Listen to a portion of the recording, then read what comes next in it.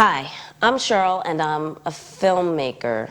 Nah, I'm not really a filmmaker. Hey, this is Cheryl, and she in fact is a filmmaker.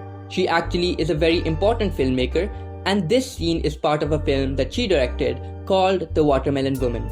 It is considered one of the most culturally significant movies of all time, and it is the first, yes, the first, film released by a black lesbian director. Or maybe it isn't. Maybe there were other black lesbian directors who have been discredited for their work or have been forced to hide their truth, which has consequently been forgotten and erased. And that is exactly the kind of questions this movie will confront you with. In The Watermelon Woman, Cheryl plays a fictionalized version of herself, an aspiring filmmaker. So I'm working on being a filmmaker. The problem is I don't know what I want to make a film on.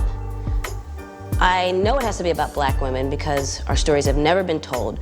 So I've been renting movies. No, I haven't been renting movies, but I get movies from the video store that I work at, and I've taken all these films out from the 30s and 40s with black actresses in them, like Hattie McDaniel and Louise Beavers. And in these films, in some of the films, the black actresses aren't even listed in the credits, and I was just totally shocked by that.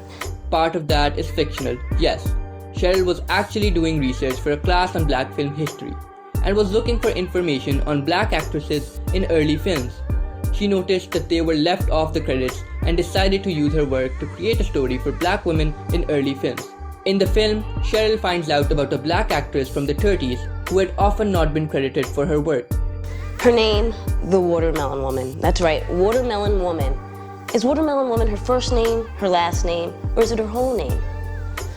I don't know, but girlfriend has it going on, and I think I've figured out what my project's gonna be on. I'm gonna make a movie about her. Cheryl and her friend Tamara take us on that journey to learn more about this watermelon woman. It turns out to be a difficult task. Hi. I'm looking for information on the Watermelon Woman. She was a black actress in the 1930s. I seem to be having a bit of trouble. Nothing comes up. Check the black section in the reference library.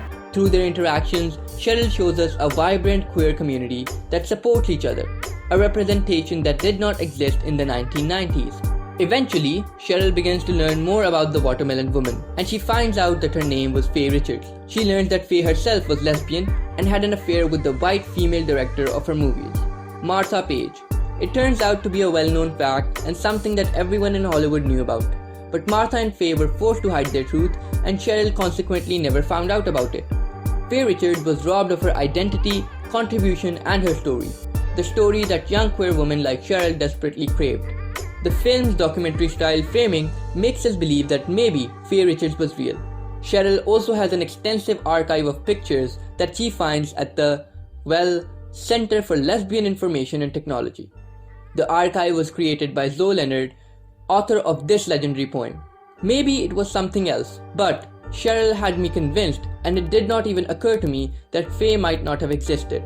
At the end of the film, Cheryl displays a card that reads, "Sometimes you have to create your own history. The Watermelon Woman is fiction." At first, this was disappointing. I wanted Faye Richards to be real and for her to exist. But when I thought about it, even though Cheryl says the film is fiction, it does not mean Faye never existed. The film shows us how black voices have been silenced and have been forced into boxes that are acceptable to a white audience.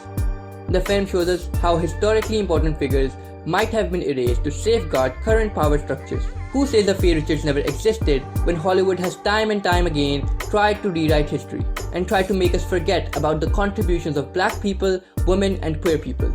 So who is to say that Hollywood has not successfully erased countless people who happen to be all three of those? I expect nothing more of the American cultural landscape that is built on appropriating and mass marketing contributions of black people.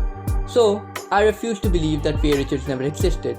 I will spend the rest of my life believing that the Watermelon Woman was not in fact fiction, and you're welcome to join me.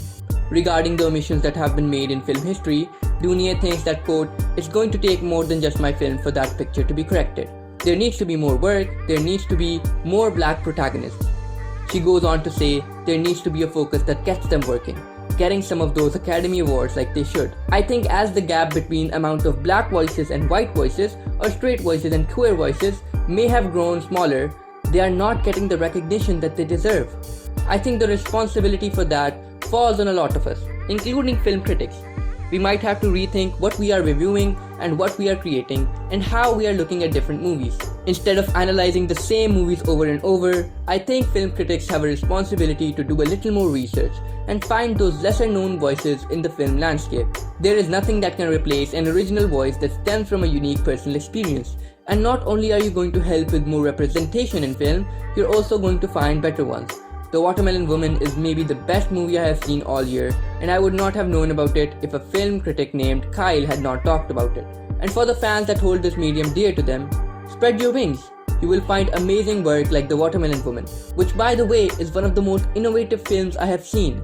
It is an amazing hybrid between a documentary and fiction, and the storyline is absolutely incredible. I know that Hollywood needs to do better with representation, and I know film critics like me need to do a better job of bringing black and queer voices to you.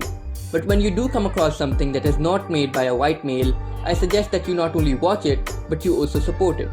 If you were to start right now, I would suggest you check out Lamar Kendrick. I have been following him for quite some time, and he regularly posts nothing less than exceptional stuff. This is his Instagram account, and this is his amazing work. I have included his Instagram @ in the description below, or you can just pause this video. Supporting creators like Lamar won't only expose you to new voices and better unique art, but will also help you create a more welcoming environment for creators that happen to be people of color or part of the LGBTQ community. Because trust me, all of them have a unique voice and a story, and I truly believe that their voices will make this world a better place. Hey guys, this is The Brown Critic, and I would like to thank you for watching this video.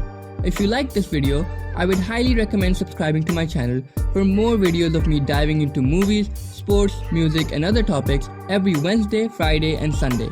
If you would like me to make a video about something, please leave a comment below. Give this video a thumbs up and I hope to see you again.